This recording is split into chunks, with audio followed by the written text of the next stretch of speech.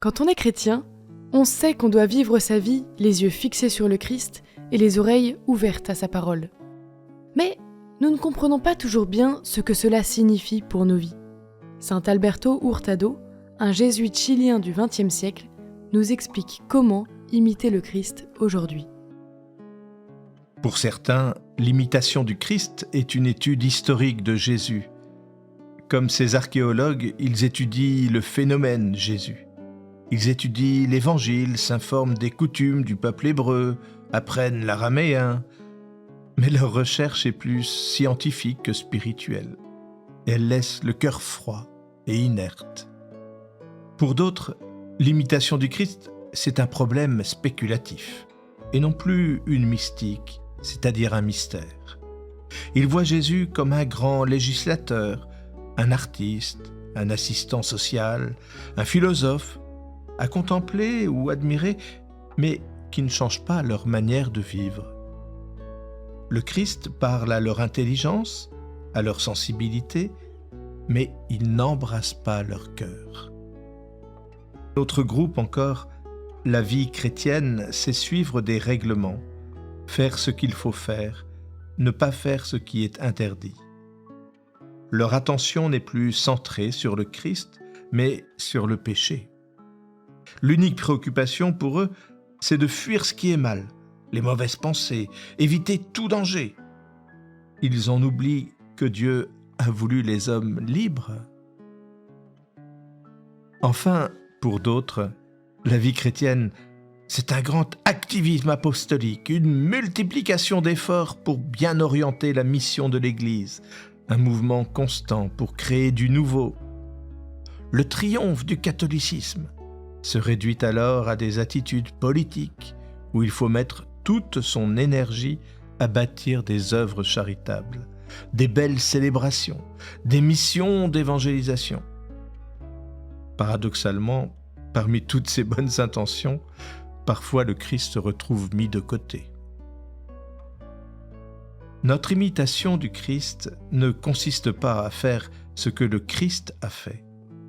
Notre civilisation, nos conditions de vie sont différentes.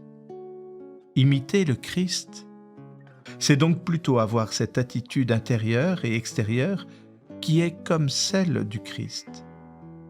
C'est faire ce que le Christ ferait à ma place.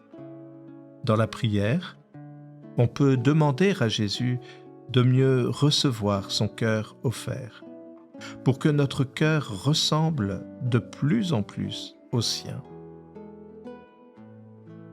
C'est aussi ce qu'apportent les sacrements, que les premiers chrétiens recevaient comme venant du cœur ouvert de Jésus à la croix. Avec le baptême, où nous devenons enfants de Dieu, comme Jésus, pour lui ressembler. Et avec chaque Eucharistie, où nous alimentons notre vie en Christ. Ce sont des dons que nous recevons. On ne peut pas soi-même s'emparer du cœur de Jésus. Et quand on se détourne de lui, on peut retrouver notre proximité à son cœur avec le sacrement de réconciliation. Le Christ historique, c'était un Juif vivant en Palestine à l'époque de l'Empire romain, mais le Christ mystique, c'est le même. Et c'est aussi nous, un homme, une femme d'aujourd'hui. Il est infirmier, avocate, ingénieur ou épicier. Il est chaque chrétien qui vit dans la grâce de Dieu et qui aspire à intégrer sa vie à celle du Christ. Il aspire toujours à faire ce qu'il fait, mais comme Jésus l'aurait fait à sa place. À soigner les malades, comme le Christ l'aurait fait. À défendre les accusés, comme le Christ l'aurait fait. À étudier, à réaliser des projets complexes, comme le Christ l'aurait fait. À tenir un commerce, comme le Christ l'aurait fait. Mais cela va aussi au-delà du travail. Comment voyager comme le Christ l'aurait fait? Comment prier comme le Christ priait?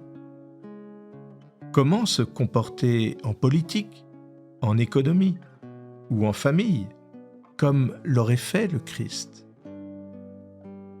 Recevoir le cœur brûlant du Christ nous amène à poser de nouveaux choix, puisque ce cœur nous tourne toujours plus vers Dieu et vers les autres.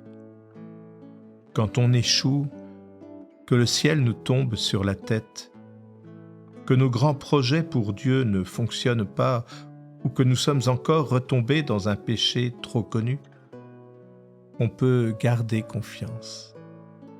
Le cœur de Jésus est toujours là et il nous est toujours proposé. La seule défaite, c'est de ne plus être au Christ. C'est cette manière d'être tout contre le cœur de Jésus et transformé par lui que nous propose la vie chrétienne. C'est la foi de grands saints comme saint François d'Assise ou Ignace de Loyola, mais aussi de tant de jeunes et moins jeunes qui vivent leur vie quotidienne d'époux, de célibataires, d'étudiants, de religieux, qui font du sport, de la politique, avec ce critère, ce choix d'être le Christ. Comme dit saint Paul, « Je vis, mais ce n'est plus moi, c'est le Christ qui vit en moi.